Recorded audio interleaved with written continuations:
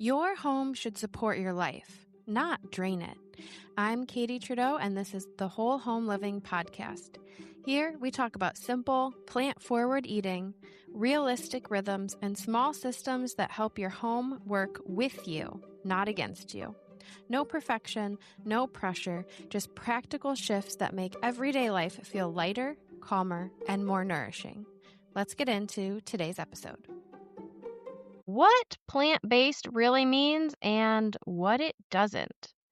You've heard the words plant-based, vegan, whole foods, clean eating. If you've been confused by all these labels, join the club. I was standing in the grocery store last week watching someone put Oreos and Impossible burgers in their cart. And I thought, technically, plant-based, sure. Actually healthy? Not so much. So today, let's cut through the noise and talk about what plant-based eating actually means, and more importantly, what it can do for your family. All right, so want to do a quick disclaimer here that there are many pillars to you and your health. There's your spiritual health, your mental health, your emotional health, and your physical health.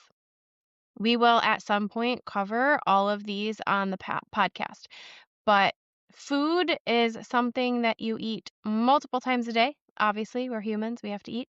And it also is the easiest place to start when you're trying to kind of revamp your whole life. So that's why we start here, but don't worry, we will cover everything eventually. And here's another thing I hear all the time. I've had people say to me, I want to eat healthier, but I'm so confused. Do I need to go vegan? Can I still eat chicken? What about protein? Oh, the protein. Where do you get your protein? Cannot tell you how many times I've heard that question. And then also, are French fries plant-based? So yes, technically French fries are plant-based, so are Skittles, but that's not what we're talking about. When I say plant-based eating, I'm talking about real food that grows in the dirt. Food that nourishes your body, gives you energy, and helps you feel good. The food that God made, things that grow, not packaged products with a green label slapped on them. So I want to talk about what plant-based means. And in a simple definition, plant-based eating means that you're building your meals around plants. That's it. That's a super simple definition. It doesn't mean that you are only eating plants. It's not all or nothing. It's not about expensive superfood powers. It just means you're building your meals around whole, unprocessed plants. So, what I mean, let's talk about there's vegetables. So, you've got leafy greens, broccoli, peppers, carrots, zucchini. That's the stuff that grows in your garden, maybe, and definitely in the farmers markets. We've got fruits, berries, apples, oranges, bananas, fresh, frozen, whatever works. Um, Little fun fact here, frozen berries can be a little bit more affordable, but when they freeze them, you're not losing much of that nutritional value. It's not like cooking, where sometimes cooking might change the nutrient content. Freezing your berries doesn't do that to the same level. So you can feel good about, throwing some frozen blueberries in your smoothie, for example. It's a little cheaper and you still get the same antioxidants from those blueberries. The point here is that we're looking for actual fruit, not fruit flavored things. We're also talking about legumes. So beans, lentils, chickpeas, peas, these are going to be your protein powerhouses that most people overlook. And beans are a staple in the blue zone diets. If you look at other plant-based authors like Dr. Greger, beans, they have their special place in a plant-based diet. So you could be eating anywhere from half a cup or more per day. Um, Lots of reasons to eat beans. I could really go off script here. I'm going to reel myself back in. I won't go off the crazy train talking about beans, but I will restrain myself this time. We also talk about whole grains, oats, brown rice, quinoa, barley. What doesn't count here is white bread or sugary cereal. Those grains have been processed and refined, and you're not getting much nutrient content. You want whole grains because they still have their fiber and other nutrients that your body needs. We'll also talk about nuts and seeds, which includes almonds, walnuts, chia seeds, flax. This category includes the healthy fats that keep you satisfied. So that's it. That's the foundation.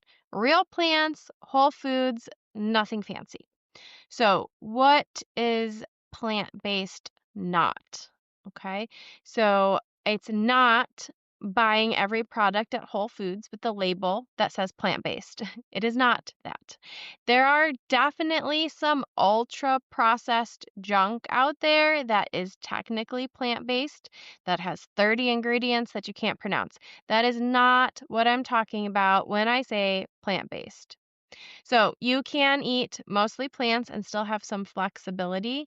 Um, you don't have to be 100% vegan. You don't have to give up the things that you love.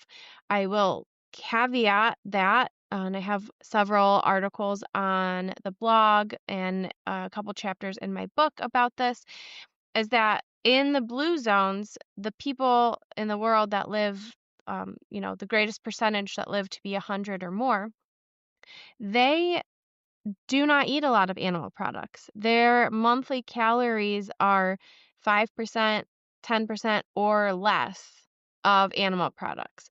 So they might eat meat once a month, they might eat one egg a week. All in all, it's not a lot of animal products. And so there's just a lot of research that when your animal product intake goes down, health benefits come up. I'm not going to dive into that now. You could read How Not to Die by Dr. Greger. You could look at the China study, several books about this. You could go on PubMed right now. The point is there is that wiggle room, but the closer you get to 0%, the more health benefits you have, as long as you're not using plant-based as your excuse to eat candy. That would kind of defeat the purpose here. Anyway, I eat mostly plants because that's what makes me feel my best. And I'm not here to police your plate, but I am here to help you learn how to add more real food to your life in a way that actually works for you. Okay, so now we're going to talk about why this matters. Why am I so passionate about this? And it's because the evidence is overwhelming. And I already went off script and I already mentioned the blue zones, but now I'm going to talk about it a little bit more. The blue zones are the 5 regions in the world where people consistently live past 100 years old. So this includes Okinawa in Japan, Sardinia in Italy, and Ikaria in Greece. And so what these researchers found is that these populations, what they have in common, is that their diets are centered on plants. So that's the list I just talked about: vegetables, beans, whole grains, and very little meat or processed food. So as I mentioned at the beginning of this episode, is that food is just one pillar. And that's the same thing that the researchers found in the blue zones. The people in these areas are active, they're connected to community, and they have a sense of purpose. And so all of this together is to say that longevity isn't just a genetic lottery, it's a lifestyle. And yes, food is a huge part of that.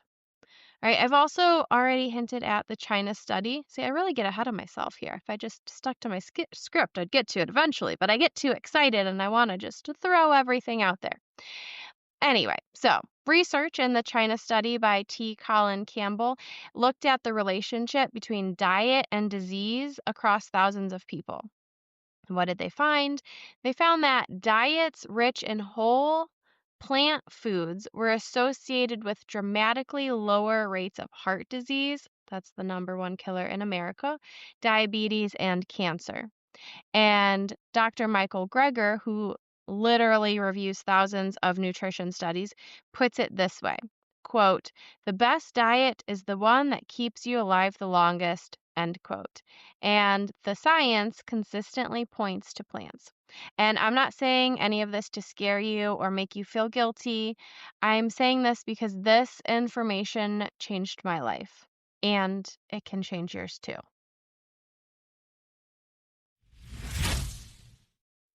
So, enough about evidence. So, let's talk about how you actually do this, because the truth is that knowing you should eat more plants and actually doing it are two dramatically different things. Life is busy, habits are hard to change. There's a lot of emotional and cultural ties to the foods that we eat. So, sometimes it's really, really hard to change. And not to mention, you're already juggling a million things. So here's how to make this doable. Number one, start small. And this is true for any new habit that you want to make. You don't have to overhaul your entire diet overnight. Just try one thing. Maybe add one extra serving of vegetables to your day. That's it. Throw spinach in your morning eggs. That's one way just to start in the right direction.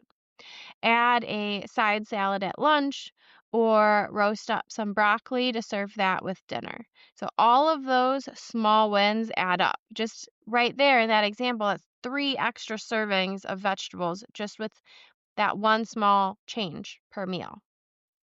Number two, try to do some of these swaps smartly. So instead of completely eliminating foods, try swapping them. So you might use beans or lentils in place of the meat in your tacos, chili, or pasta sauce. Um, Lentils are great in chili and tacos. You could also do seitan sausage in your pasta sauce. Anyway, you won't notice a difference because these things taste good. So instead of focusing on what's missing, focus on what you're gaining. Your body will definitely, appreciate some of those swaps. Number three, color your plate. This is my favorite tip. So you want to aim for a colorful plate. So the more colors you see, the more nutrients you're getting. So red peppers, purple cabbage, orange, sweet potatoes, green kale, all of those, the colors give you a different antioxidant, a different nutrient, and those colors mean something different. And all of that to say, it's not just pretty, it's a powerful mixture. So for example, the red in tomatoes comes from lycopene. That gives you something different than the blue in a blueberry. So variety. Eat the rainbow. All right, next tip is to prep in batches. So this one really helps set yourself up for success. On Sunday, for example, you might just wash and chop a bunch of veggies. So imagine you do that, you chop a bunch of carrots, and then through the week, you have snacking carrots ready to go. You could also cook a big pot of rice or quinoa, so that's ready to go. Um, and another fun fact here, leftover rice has more resistant starch, which is good for you. You can think of that as like food for your microbiome. You could also soak some beans, make a big batch of beans, so you can have those throughout the week. You could put them on top of salad or eat them with some rice. And all of this is really helpful because when the healthy food is ready to go, you'll actually eat it. This is the example where you've made the healthy food the easy choice. All right, next tip, be flexible. So some days you'll eat mostly plants. You'll feel pretty good about yourself. You say, yes, I'm crushing it. Reaching my goals. And on some days you might have pizza. That's life. But the goal is to make plants the foundation of your plate most of the time. All right, next, I want to give you a challenge this week. If you're struggling with how do I fit more veggies, I want you to pick one meal, just one, and make plants the star. So maybe that's a big, colorful salad with chickpeas and avocado, or maybe you create a veggie stir fry over brown rice for dinner. Or maybe breakfast is your thing and you create the most delicious overnight oatmeal with berries and walnuts. Whatever it is, make plants the main event, not just a side dish. And then pay attention. Notice how you feel an hour later, 2 hours later. Do you have more energy? Are you still satisfied? Does your body feel good? And maybe an hour later isn't enough, but if you're consistent, you'll see changes over time. And this isn't about me telling you what to do. This is about you discovering what works for your body. So experiment and see what you notice. And if you want help making this easier, I've got something for you. You can head to the show notes and download my free plant-based starter guide. It's a simple tool that shows you exactly how to build balanced meals, what to eat, what not to eat. I've got a Costco shopping cheat sheet for you. There's a couple recipes. It's loaded with goodies. So again, that's in the show notes. So thanks so much for tuning in. Don't forget to subscribe so you never miss an episode. And if this was helpful, share it with someone who's trying to figure out this whole healthy eating thing. So cheers to less stress, more energy, and a home that actually supports the life you want to live. I'll see you next time. If today's episode was helpful, take a moment to share it with someone who could use a little more ease around food and home. You can also leave a review. It helps more families find whole home living. For simple resources, practical tools, and upcoming workshops, visit wholehomeliving365.com. And remember, eating well doesn't require perfection. It just needs a system that works with your life. I'm Katie Trudeau. See you next time.